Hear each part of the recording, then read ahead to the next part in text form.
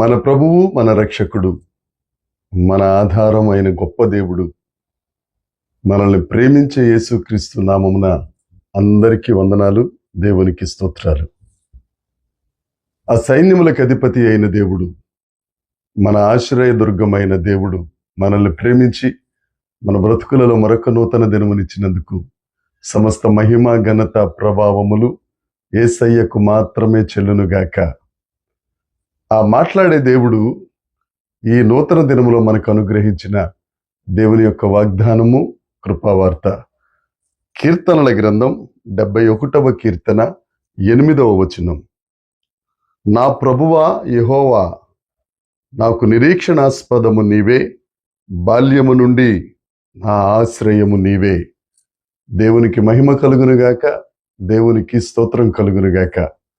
ప్రభువునందు నాకు అత్యంత ప్రియమైన దేవుని ప్రజలారా, ఈ నూతన దినంలో దేవుడు మనకి అనుగ్రహించిన వాగ్దానం, మన నిరీక్షణకు ఆస్పదం యేసుక్రీస్తు ప్రభువే. బాల్యము నుండి మన ఆశ్రయం యేసయ్య మాత్రమే. దేవునికి స్తోత్రం కలుగునుగాక. దేవుని యొక్క ఔన్నత్యాన్ని కీర్తిస్తూ భక్తుడు మాట్లాడిన మాటలు, దేవ నా నిరీక్షణకు ఆస్పదం, నా బాల్యం నుండి ఆశ్రయం నీవే, నా నిరీక్షణ, నా హోప్ నీవే ప్రభువా.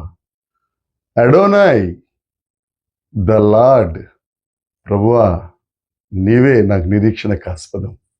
నిరీక్షణ ఇంగ్లీష్లో హోప్ అంటారు, హీబ్రూలో తిక్వా అంటే ఎదురు చూడడం.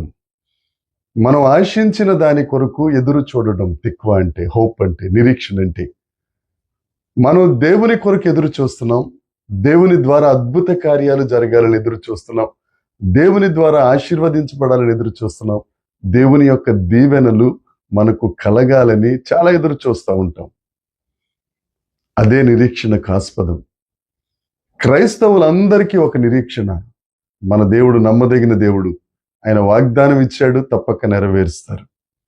ఈ లోకంలో చాలా మందికి ధనం ఉంది, పేరు ప్రఖ్యాతులు ఉన్నాయి, కానీ నిరీక్షణ లేదు. ఎందుకు సంపాదిస్తున్నారో తెలియదు, ఎందుకు కూడబెడుతున్నారో తెలియదు, వారికంటూ ఒక గురి, గమ్యం లేదు. ప్రభునందు ప్రియులైన వారలారా, మనకంటూ ఒక నిరీక్షణ, ఒక గమ్యం, ఒక గురి ఉంది. అదే యేసుక్రీస్తు ప్రభువుని చేరుకోవడం, ఆయన్ని స్తుతించడం ద్వారా, ఆయన మహిమపరచుట ద్వారా, ఆయనను ప్రార్థన చేయటం ద్వారా ఆయనకు సన్నిహితం అవుతాం. ఆయన తన దగ్గరకు మనల్ని చేర్చుకుని, ఆయన కౌగిట్లో దాచుకుని మనల్ని ఆశీర్వదించే గొప్ప దేవుడు. ఎవరైనా ఒకవేళ నిరీక్షణ లేక బాధపడుతున్నారా, కృంగిపోతున్నారా? ఈ దినాన దేవుడు నీతోనే మాట్లాడుతున్నాడు. అడోనాయ్ అయిన ఆ ప్రభువుని నువ్వు చేరుకోగలిగితే నీ హృదయంలో నిరీక్షణ అనేది కలుగుతుంది. ఆ దేవుని దగ్గరికి వస్తే చాలు, నీకంటూ ఒక హోప్, ఆధారపడగలిగిన నిరీక్షణ కలుగుతుంది. ఆ దేవుణ్ణి నమ్ముకొనిన వారిని, ఆ దేవుణ్ణి దగ్గరికి వచ్చిన వారిని సిగ్గుపరిచే దేవుడు కాదు ఆయన. ఆయన నమ్ముకున్న వారు ఎవరు సిగ్గుపడలేదు. తప్పక నీకంటూ ఒక నిరీక్షణ ఉంది. ఆయన నిన్ను తన ఆశ్రయంగా ఉండి నిన్ను ఆశీర్వదిస్తారు. ధైర్యం తెచ్చుకో, కృంగిపోకు, సిగ్గుపడిపోవాలి అని అనుకోకు, దేవుని దగ్గరికి రా. అంతేకాదు, బాల్యం నుండి నా ఆశ్రయం నీవే. మన దేవుడు మనకు ఆశ్రయంగా ఉండి మనల్ని ఆదరించే దేవుడు. ఈ లోకంలో ఉన్న వాళ్ళందరూ మాటలు చెప్తారు ఆదరిస్తామని, కానీ దాటిపోతారు.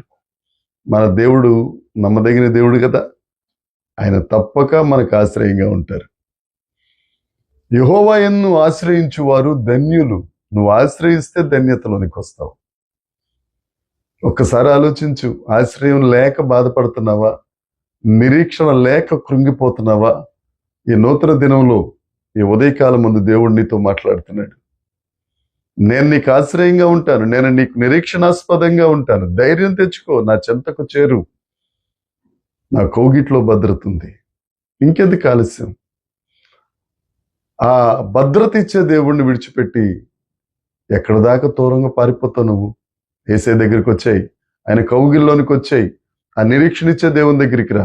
ఆశ్రయమైన దేవుణ్ణి కౌగిలించుకో. దేవుడు నిన్ను తప్పక ఆశీర్వదించునుగాక. నీ సరిహద్దులు విశాలపరచునుగాక. నీకు ఆశ్రయముగా ఆయనే ఉండునుగాక. దేవుడి మాటలు దీవించునుగాక. దేవునికి స్తోత్రం. ప్రార్థన చేసుకుందాం.